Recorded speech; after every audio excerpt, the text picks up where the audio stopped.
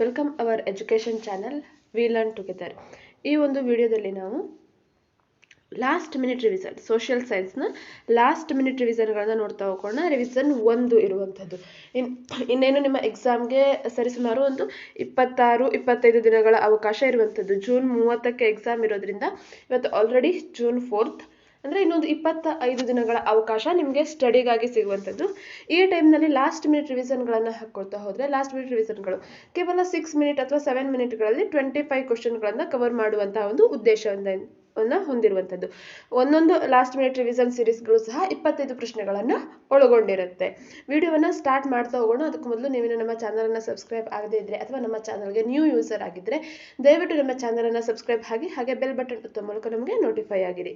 First ಕ್ವಶನ್ಗಳನ್ನು ನೋಡ್ತಾ ಹೋಗೋಣ. ಈ ಲಾಸ್ಟ್ ಮಿನಿಟ್ ರಿವಿಸನ್ಗಳು ಕೇವಲ ಸೋಷಿಯಲ್ ಅಷ್ಟೇ ಅಲ್ಲ, ಆಲ್ರೆಡಿ ಸೈನ್ಸ್ನ ಲಾಸ್ಟ್ ಮಿನಿಟ್ ರಿವಿಸನ್ಗಳನ್ನು ಅಪ್ಲೋಡ್ ಮಾಡ್ತಾ ಇದ್ದೇವೆ. ಅದರ ಜೊತೆಯಲ್ಲಿ ಸೈಕಾಲಜಿಯ ಲಾಸ್ಟ್ ಮಿನಿಟ್ ರಿವಿಸನ್ಗಳನ್ನು ಸಹ ನಾವು ಅಪ್ಲೋಡ್ ಮಾಡ್ತೇವೆ. ಇನ್ನೇನು ಕೆಲವು ದಿನಗಳಲ್ಲಿ ಅವುಗಳನ್ನು ಸಹ ಸ್ಟಾರ್ಟ್ ಮಾಡ್ತೇವೆ. ಇದರ ಜೊತೆಗೆ ನಾವೇನು ಮ್ಯಾರಥಾನ್ ಕ್ಲಾಸ್ಗಳನ್ನು ಮಾಡ್ತಾ ಇದ್ವಿ, ಸರಣಿ ಕ್ಲಾಸ್ಗಳಿದ್ವು, ಅವು ಸಹ ಕಂಟಿನ್ಯೂ ಇರುತ್ತೆ. ಬನ್ನಿ, ಫಸ್ಟ್ ಕ್ವಶನ್ ಇರುವಂಥದ್ದು, ಭಾರತದಲ್ಲಿ ದೊರೆತಿರುವ ಪ್ರಾಚೀನ ಶಾಸನಗಳು ಅಶೋಕನ ಶಾಸನಗಳಾಗಿದ್ದಾವೆ. ಹಾಗಾಗಿ ಅಶೋಕನನ್ನು ಶಾಸನಗಳ ಪಿತಾಮಹ ಅಂತ ಕರೆಯುವಂಥದ್ದು.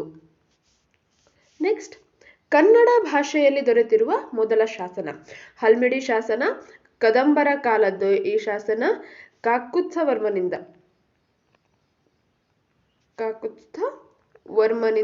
ವರ್ಮನ ಕಾಲದಲ್ಲಿ ರಚನೆಯಾಗಿರುವಂಥದ್ದು. ಸಾಮಾನ್ಯ ಶಕ 450 ಆಸುಪಾಸಿನಲ್ಲಿ ರಚನೆಯಾಗಿದೆ. ಹಲ್ಮಿಡಿಯಲ್ಲಿ ಇರುವಂಥದ್ದು. ನೆಕ್ಸ್ಟ್, ಭಾರತದಲ್ಲಿನ ರಾಜ್ಯ ಮತ್ತು ಕೇಂದ್ರಾಡಳಿತ ಪ್ರದೇಶಗಳ ಸಂಖ್ಯೆ ಒಟ್ಟು 28 ರಾಜ್ಯಗಳು, 8 ಕೇಂದ್ರಾಡಳಿತ ಪ್ರದೇಶಗಳಿದ್ದಾವೆ, ದೆಹಲಿಯನ್ನು ಸೇರಿಸಿಕೊಂಡು. ಅಲ್ಲಿ ದಿಯು, ದಮನ್, ದಾದ್ರಾ ನಗರ್ ಹವೇಲಿ 2 ಪ್ರತ್ಯೇಕ ಕೇಂದ್ರಾಡಳಿತ ಪ್ರದೇಶ ಇದ್ದುದನ್ನ ಒಂದೇ ಕೇಂದ್ರಾಡಳಿತ ಪ್ರದೇಶ ಅಂತ ಮಾಡಿದ್ದಾರೆ. ಹಾಗಾಗಿ 8 ಆದವು. ಇಲ್ಲಾಂದ್ರೆ 9 ಕೇಂದ್ರಾಡಳಿತ ಪ್ರದೇಶಗಳು ಆಗ್ತಾ ಇದ್ವು. ರಾಜಧಾನಿ, ನ್ಯಾಷನಲ್ ಕ್ಯಾಪಿಟಲ್ ಸಿಟಿ ಅಥವಾ ಕ್ಯಾಪಿಟಲ್ ಟೆರಿಟರಿ ಆಫ್ ಕ್ಯಾಪಿಟಲ್ ಇದನ್ನು ಸೇರಿ ಅಷ್ಟಾಗ್ತಿದ್ವು.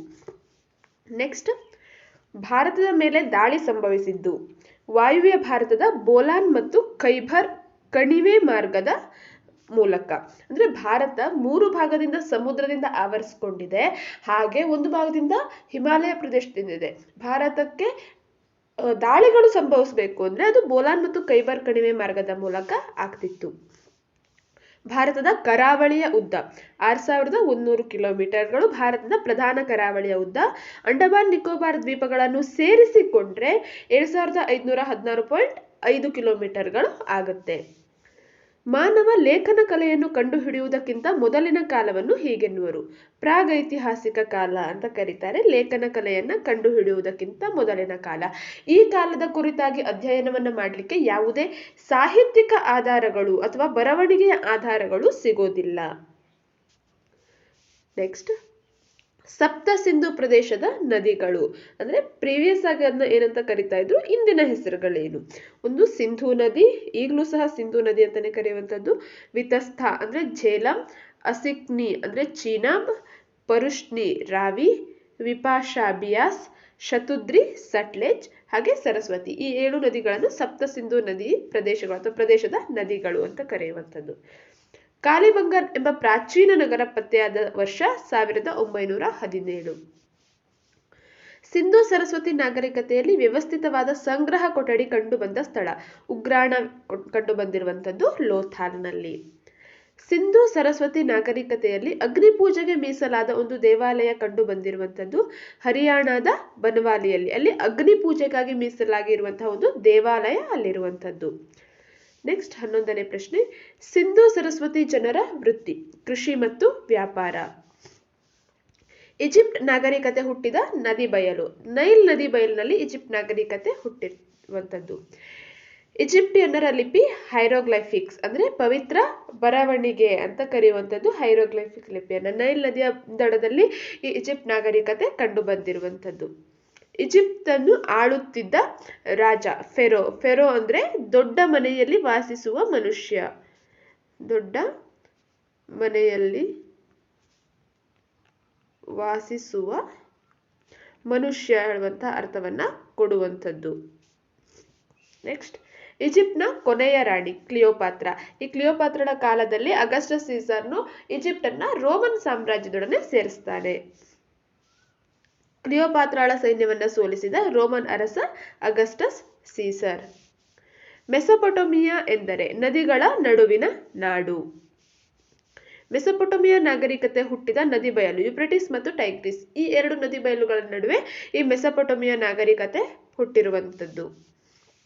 ಮೆಸೊಪೊಟೋಮಿಯನ್ನರಲ್ಲಿ ಮೊದಲು ಬರವಣಿಗೆಯನ್ನು ರೂಪಿಸಿದವರು ಸುಮೇರಿಯನ್ನರು. ಮೆಸೊಪೊಟೋಮಿಯನ್ನರಲ್ಲಿ ಮೊದಲು ಬರವಣಿಗೆಯನ್ನು ರೂಪಿಸ್ತಾರೆ. ಮೆಸೊಪೊಟೋಮಿಯನ್ನರ ಲಿಪಿ ಕ್ಯೂನಿಫಾರ್ಮ್, ಇದು ಅವರ ಲಿಪಿ. ಬ್ಯಾಬಿಲೋನಿಯಾದ ತೂಗು ಉದ್ಯಾನವನವನ್ನ ನಿರ್ಮಿಸಿದವರು 2ನೇ ನೆಬುಕಡ್ನೆಚ್ಚರ್. ಈತ ತೂಗು ಉದ್ಯಾನವನವನ್ನ ನಿರ್ಮಿಸ್ತಾನೆ ಆತನ ಹೆಂಡತಿಯ ತವರಿನ ನೆನಪನ್ನ ಅಳಿಸ್ಲಿಕ್ಕಾಗಿ ಅಥವಾ ಅದನ್ನ ಕಡಿಮೆ ಮಾಡ್ಲಿಕ್ಕಾಗಿ. ಮೆಸೊಪೊಟೋಮಿಯನ್ನರ ಆರಾಧನಾ ಸ್ಥಳ ಜಿಗ್ಗುರಾತ್. ಜಿಗ್ಗುರಾತ್ ಅನ್ನು ಯಹೂದಿಗಳು ಕರೆದಿದ್ದು ಬೆಬೆಲ್ ಗೋಪುರ ಅಂತ ಕರೆದಿದ್ದಾರೆ. ಹಮ್ಮುರಬಿಯ ಶಿಲಾಶಾಸನವನ್ನು ಪತ್ತೆ ಮಾಡಲಾದ ವರ್ಷ 1901ರಲ್ಲಿ ಹಮ್ಮುರಬಿಯ ಶಿಲಾಶಾಸನವನ್ನ ಪತ್ತೆ ಮಾಡಲಾಗುತ್ತೆ. ಈ ಹಮ್ಮುರಬಿಯ ಶಿಲಾಶಾಸನ ಪ್ರಸ್ತುತ ಇರುವಂಥದ್ದು ಇದು ಪ್ಯಾರಿಸ್ನ ಲೋರ್ ವಸ್ತು ಸಂಗ್ರಹಾಲಯದಲ್ಲಿ ಇದನ್ನ ಇಡಲಾಗಿದೆ ಪ್ರಸ್ತುತವಾಗಿ. ಒಟ್ಟು 25 ಪ್ರಶ್ನೆಗಳನ್ನ ಈ ಒಂದು ವಿಡಿಯೋದಲ್ಲಿ ನಾವು ನೋಡಿದ್ವಿ. ಇದೇ ರೀತಿಯಾಗಿ ಲಾಸ್ಟ್ ಮಿನಿಟ್ ರಿವಿಷನ್ ನೆಕ್ಸ್ಟ್ ವಿಡಿಯೋಗಳಲ್ಲಿ ಇನ್ನೂ 25 ಕ್ವಶನ್ಗಳನ್ನ ಒಳಗೊಂಡಿರುವಂತಹ ವಿಡಿಯೋಸ್ಗಳನ್ನ ನೋಡ್ತಾ ಹೋಗೋಣ. ಕೇವಲ 6ರಿಂದ 7 ನಿಮಿಷಗಳಲ್ಲಿ ಒಂದು 25 ಕ್ವಶನ್ಗಳನ್ನ ಕವರ್ ಮಾಡುವಂತಹ ಉದ್ದೇಶದಿಂದ ಇದನ್ನ ಮಾಡ್ತಾ ಇರುವಂತದ್ದು. Thank you for watching our ವಿಡಿಯೋವನ್ನ ಲೈಕ್ ಮಾಡಿ, ಶೇರ್ ಮಾಡಿ, ಹಾಗೆ ಯಾರು ಚಾನಲ್ ಅನ್ನು ಸಬ್ಸ್ಕ್ರೈಬ್ ಆಗದೆ ವಿಡಿಯೋನ ನೋಡ್ತಾ ಇದ್ದೀರೋ ದಯವಿಟ್ಟು ನಮ್ಮ ಚಾನಲ್ ಅನ್ನು ಸಬ್ಸ್ಕ್ರೈಬ್ ಆಗಿ. Thank you.